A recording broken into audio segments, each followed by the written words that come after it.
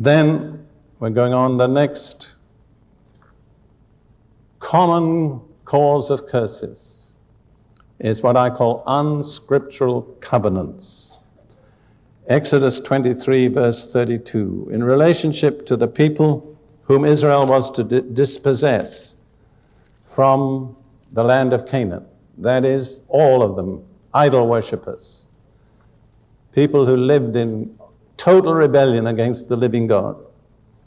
Moses said, Exodus 23:32, you shall make no covenant with them, nor with their gods. You understand, if people have false gods, and you make a covenant with those people, you are also making a covenant with their gods. Now, I'm going to say something that I trust will not offend anybody. And I say it simply because my desire is to help people. One extremely common example of that in our contemporary culture in the Western world is Freemasonry. Because a person who becomes a Mason makes a covenant with those who are Masons. Freemasons will tell you that it's secret, but it's not. In the 1950s, a book was published in Britain by an Anglican clergyman named Hannah called Darkness Visible, which sets out all the main rites and ceremonies of Freemasonry, and no Mason has ever challenged that book in more than 30 years. When you become a Mason, you have to pronounce a curse on yourself if you disclose the secrets of the Masons. And it includes things like having your tongue cut out, your right arm cut off and thrown over your left shoulder, and your body being exposed in a tight place where the tides rise and fall twice in every 24 hours.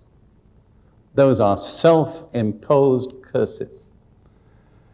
And that Freemasonry is an idol religion is clear in the 32nd degree, the Royal Arch degree, which acknowledges and offers worship to a person called Jabulon, Jabulon, which is a combination of Jehovah, Baal, and Osiris.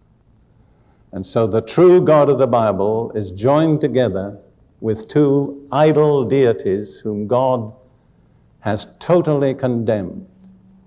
And when you make a covenant with that, you're making a covenant with those gods. Now, I'm saying this on the basis of much experience. I cannot take time to relate all the experiences, but I'll simply relate one. In Australia, about 3 or 4 years ago, Ruth and I were ministering in a church on Sunday morning, and we were praying for people. And a young woman came forward, about 18 years old, with a tiny little baby in her arms, with prayer for the baby. And you would have said the baby was 6 days old, but actually she told us it was 6 weeks old. And we said, what is the problem? And she said she won't take any nourishment. So as we prayed, the power of God came on this young woman, and she went down on the floor, but Ruth caught the baby out of her arms and held it. And as she lay on the floor, God gave Ruth a word of knowledge to the people who were ministering to her. He said, her father is a Freemason.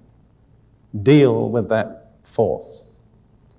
And the moment they came against it, the woman began to writhe and scream under the power of a demon. And as they ministered, she was released with a prolonged scream. But the remarkable thing was the little baby in Ruth's arms released a precisely similar scream at the same moment. So not merely was the mother released, but the baby was released. They came back that evening about 6 hours later, and we asked the mother how the baby was doing, and she said she's taken 3 full bottles since the morning. But I want you to see the fact that the father's participation in Freemasonry had brought the curse upon the daughter and the granddaughter. And I do not have time, but I could give you 6 other specific examples. It affects the family. It affects the descendants. It affects the spouse. It affects the relatives. There are other ways that this kind of curse can come. In tribal societies, very commonly a baby or a young person is initiated into the tribe by certain rites.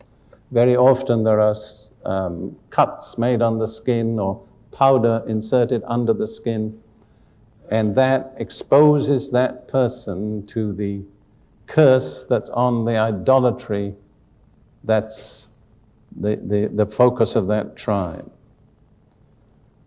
Again, I could, but I don't have time to give examples.